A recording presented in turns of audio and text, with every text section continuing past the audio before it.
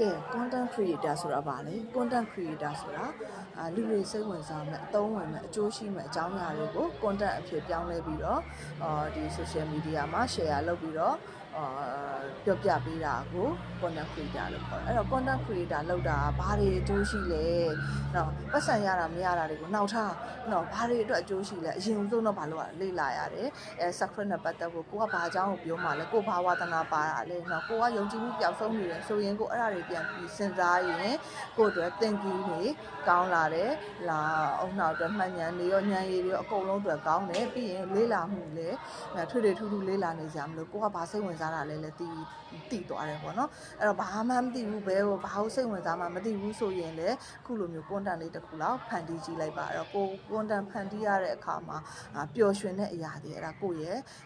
ကိုကြိုက်တဲ့အရာကိုဝါသနာပါတဲ့အရာပေါ့နော်ကျွန်တော်လည်းအရင်ကိုကြိုက်တဲ့အရာကဘာလဲ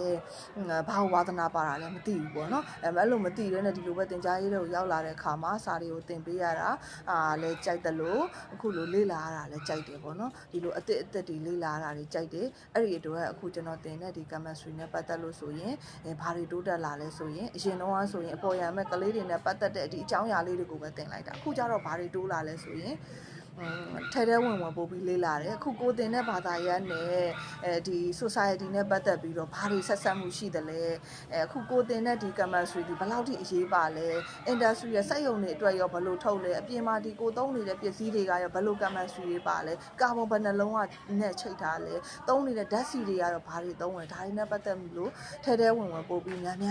လေ့လာပြတယ်ပေါ့နော်ပြီးရင်နောက်ထပ်ဘာစိတ်ဝင်စားသေးလဲဆိုရင်ဒါကိုယ့်အတွက်ကိုအကြောင်းကိုပြောတာပါနော်ဘာတွေစိတ်ဝင်စားသေးလဲဆိုလို့ရှိရင် psychology နဲ့ပတ်သက်ပြီးတော့ဒီကလေးတွေကိုစာသင်တဲ့နေရာမှာစိတ်ဝင်စားအဲ့တော့ကိုယ့်အတွက်ဒီ content creator လောက်လိုက်ခြင်းအားဖြင့်ကိုထပ်ပြီးတော့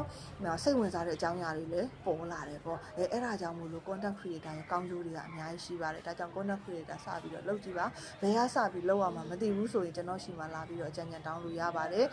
subscribe ဝယ်လို့ပဲဖြစ်ဖြစ်မဝယ်လို့ပဲဖြစ်ဖြစ်ဘာမှမဖြစ်ပါဘူး subscribe နဲ့ပတ်သက်ပြီးတော့မေးမြန်းချင်တာရှိရင်လည်းလာပြီးအားမနာတာလာပြီးတော့မေးမြန်းလို့ရပါတယ်တခြားအကြောင်းအရာတွေနဲ့ပတ်သက်ပြီးတော့လည်းအကြံဉာဏ်တောင်းနေတာပဲဖြစ်ဖြစ်ဘယ်ဟာစလောက်အောင်မှမသိပဲဖြစ်တာပဲဖြစ်ဖြစ်လမ်းပြောင်းနေတဲ့လူပဲဖြစ်ဖြစ်လာပြီးတော့မေးမြန်းလို့ရပါတယ်ကလေးလူကြီးမကြီးပေါ့နော်